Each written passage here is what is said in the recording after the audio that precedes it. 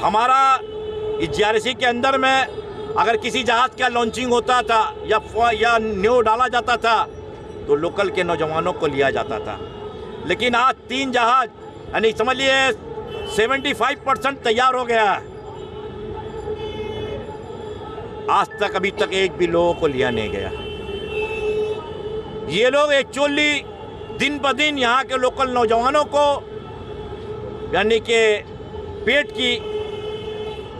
के जो जले हुए लोग को और दिन पर दिन मार रहे हैं। यहाँ के बेकारी को बढ़ा रहे हैं ये लोग। बाहर से वो लोग बाहर के लोगों को ला रहे हैं 500 रुपया 550 रुपये में 600 रुपये काम करा रहे हैं। जबकि मिनिमम वेज के मुताबिक जो लेबर का यानी कि लोअर क्लास का लेबर का रेट होता है यहाँ मिनिमम वेज के मुताबिक गवर्नमेंट एंड डिफेंस के हिसाब से 800 रुपया समथिंग, और जो मिस्त्री है वो कम से कम 1000 रुपये के अंदर में।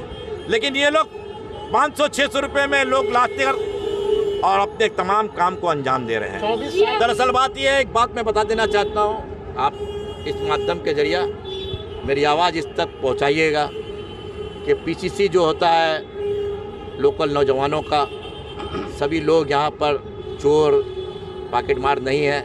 नौजवान उसका पीसीसी जो होता है 6 महीने का होता है। ये बेचारे गरीब लोग बहुत परेशान होकर करवाते हैं। उसको थोड़ा सा टाइम देकर मैं इस माध्यम के जरिए मैं कहना चाहता हूँ कि उसका पीसीसी का टाइम थोड़ा सा बढ़ा दिया जाए। जो मज़दूर बाकायदा हर 6 महीना में जाकर 1200 रुपये दे कर अपना पीसीसी रिन्यूअल कराते हैं। और बाहर से आने वाले जितने भी लोग हैं यूपी, बिहार, उड़ीसा से, उन लोगों का 3 बरस का पीसीसी होता है।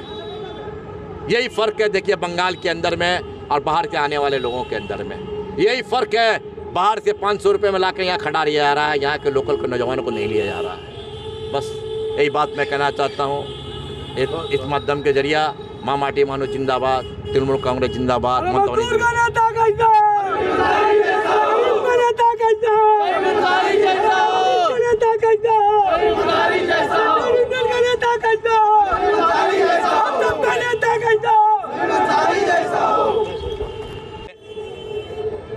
एमपी का इलेक्शन का डिक्लेयर हो गया था, और जब एमपी इलेक्शन डिक्लेयर हो गया था उसके बाद मैं अपना आंदोलन को बंद कर दिया था। आप लोगों की मांग क्या है? दरअसल बात यह है सर, मेरी मांग यही है कि मेरे लोकल के नौजवानों को काम दिया जाए, ज़्यादा से ज़्यादा काम दिया जाए। और जो फैसिलिटीज़ मज़दूरों को मिलना चाहिए वो फैसिलिटीज़ नहीं मिल पा रहा। जो कैंटीन में खाना मिलना चाहिए मज़दूरों को वो नहीं मिल रहा।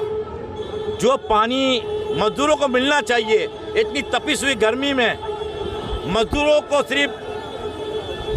सिर्फ 8 बजे से लेकर 9 बजे तक यही पानी मिलता है।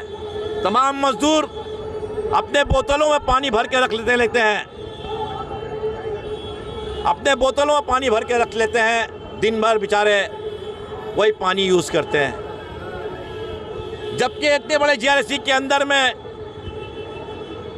सोचिए कम से कम 8000 से ऊपर मजदूर काम कर रहा है। मिस्त्री हेल्पर मिलाकर सिर्फ 1 घंटा पानी मिलता है, और उसके बाद ये लोग पानी के जगह को बंद करके लॉक करके चले जाते हैं। स्पीच में कहा कि 3 जहाज जो है बनकर तैयार हो रही है, और इसमें यहाँ के लोकल लोगों को नहीं लिया जा रहा है। जी हाँ, दरअसल बात यह है कि ये सच्चाई यही है कि 24 साल हो गया मुझे इस जगह पर ट्रेड यूनियन की दुनिया में कि सरकार तो आज आई है हमारी। इससे पहले मैं सीपीएम के दौर में भी मैं रह चुका हूँ, सीपीएम के दौर में भी रह चुका हूँ मैं, लेकिन ये चीज़ कभी नहीं हुआ है जो आज हो रहा है जीआरसी के अंदर में। पर ये सेंट्रल गवर्नमेंट के अंदर में पड़ता है, क्या सेंट्रल गवर्नमेंट यहाँ के लोगों को पेट की मार मारना चाहती है? जी हाँ, बेशक। ये देखिए खुला हुआ किताब है, खुला हुआ किताब है। कल तक हमारा लोकल का नौजवान कम से कम जीआरसी का परमानेंट लेबर 8500 से ऊपर काम करता था। उस टाइम हमारा लोकल का नौजवान कम से कम 4000 से ऊपर लोकल का नौजवान उसके साथ अटैच रहता था। ये इतिहास मालूम कर लीजिए। जो मैनेजमेंट के पुराने लोग हैं उनसे पूछिए, समीम अंसारी गलत बोल रहा है तो बोलिए। आज ऐसा हो गया है कि परमानेंट लेबर तो बच गया 1000, कॉन्ट्रैक्ट के जरिया में आज करीब 7000, 8000, 7000, 6000 से ऊपर लोग को ला रहे हैं और लोकल के कुछ नौजवानों को लेकर ये लोग जहाज पूरा तैयार है। जब हम लोगों ने इसकी आवाज़ उठाते हैं तो बोलते हैं हम लोग बहुत कम रेट में काम लिया। चलिए भाई, आप मुझे कह रहे हैं कम रेट में, लेकिन मीडिया को आप कह रहे हैं कि मैं इन जहाज़ों से करोड़ रुपया प्रॉफिट कर रहा हूं मैं। भाई ये कौन सी बातों को मैं आपकी सच रखूंगा, मानूंगा? क्या इस सिलसिले में आपने सेंट्रल मजदूर यूनियन से बात की है?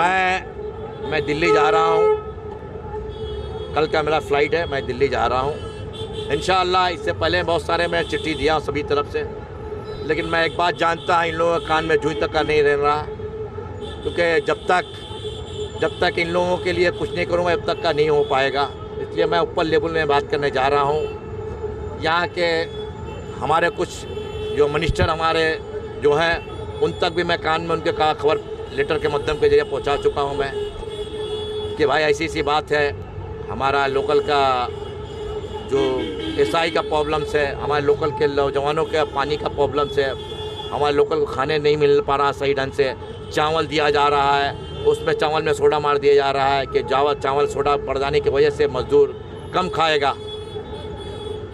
ये तो बहुत सोचिए। 24 सालों से आप इन मजदूरों के साथ हैं, क्या आज मौजूदा सरकार है, मुख्यमंत्री ममता बनर्जी है, क्या इनको आपने इतला किया है कुछ? जी हाँ, मैंने लेटर के माध्यम से हमेशा माध्यम के जरिए रिपोर्ट ये कर रही हैं, लेकिन उनका भी एक हाथ बना हुआ है। ये सेंटर का गवर्नमेंट है, ये डिफेंस का कारखाना है, उनके भी हाथ बनी हुई है।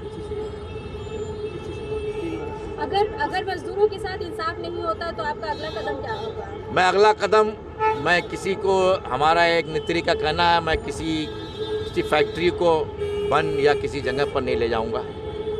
आंदोलन जैसा होता है मजदूरों का उस तरह चलता रहेगा, काम भी चलता रहेगा, सब कुछ चलता रहेगा, मजदूर भी काम में चलेंगे उसी तरह से आस्ते आस्ते। 9 तारीख को आंदोलन की बात है। दरअसल बात है ये जो आंदोलन रहेगा, मजदूर समय दिया गया है कि मजदूर अगर इस तरह का अगर आप लोग अगर इन मजदूरों को ना लिया गया, मैं तो बोल रहा हूँ अगर 3 जहाज है, जहाज़ों में लोकल के नौजवानों को अगर लिया जाएगा, आप दूसरे जहाज के लोगों को लाकर काम करवा रहे हैं।